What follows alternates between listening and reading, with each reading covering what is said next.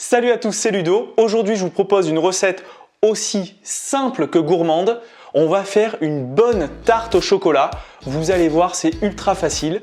Une pâte sucrée, une bonne ganache au chocolat et hop, on régale toute la famille avec ce dessert qu'on adore. Vous allez voir, c'est ultra fondant et croustillant en même temps. Moi, j'adore ça. Vous êtes prêts? Alors c'est parti pour la recette. On va commencer par la pâte sucrée. Pour la réaliser, nous aurons besoin de 120 g de beurre, 80 g de sucre glace, une gousse de vanille, 25 g de poudre d'amande, une pincée de sel, un œuf et 200 g de farine. Dans la cuve du batteur, versez le beurre pommade avec le sucre glace et les graines de la gousse de vanille. Mélangez l'ensemble à la feuille afin de crémer le beurre. Ajoutez ensuite la poudre d'amande et le sel, puis mélangez à nouveau. Incorporez l'œuf, puis versez la farine en dernier. J'ai déjà fait un tuto concernant la pâte sucrée, je vous mets le lien en haut de cette vidéo ainsi que dans la barre de description. Une fois que la pâte est bien homogène, filez-la au contact, puis placez-la au réfrigérateur pendant 2 heures. Une fois qu'elle est bien refroidie, farinez le plan de travail, puis abaissez la pâte sucrée sur environ 2 à 3 mm d'épaisseur. Placez la pâte sucrée sur un cercle à tarte de 22 cm de diamètre, puis procédez au fonçage. Retirez l'excédent de pâte en utilisant le rouleau à pâtisserie, puis égalisez les bords en utilisant un couteau bien tranchant. Piquez le fond de tarte avec une fourchette pour éviter qu'il ne gonfle à la cuisson, puis placez-le au congélateur pendant 15 minutes. Enfournez à 160 degrés pendant 30 minutes. Une fois cuit, laissez-le refroidir à température ambiante avant de décercler. On passe maintenant à la ganache chocolat.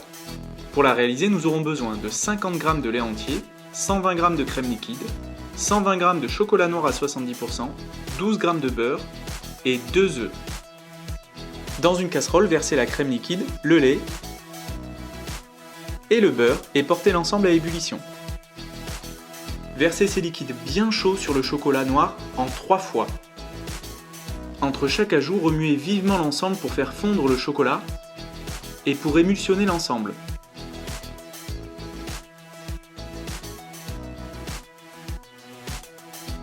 Après le deuxième ajout de lait chaud, vous devez voir se former un noyau brillant au centre de la ganache, signe que l'émulsion s'est bien faite.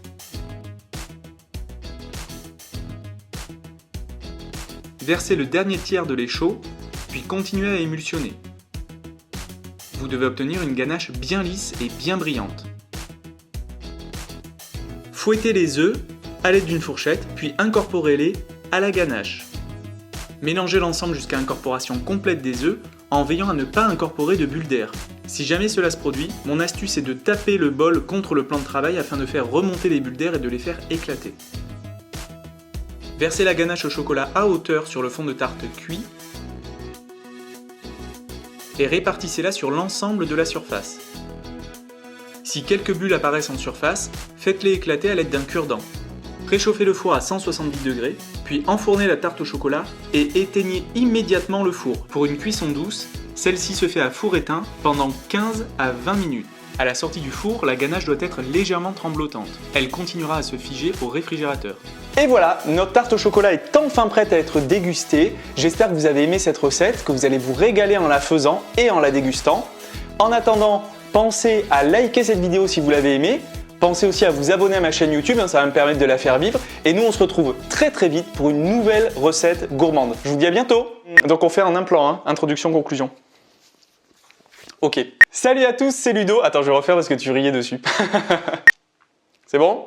On en refait une ou c'est pas la peine? J'ai pas bafouillé, rien du tout, c'est bon? Ok.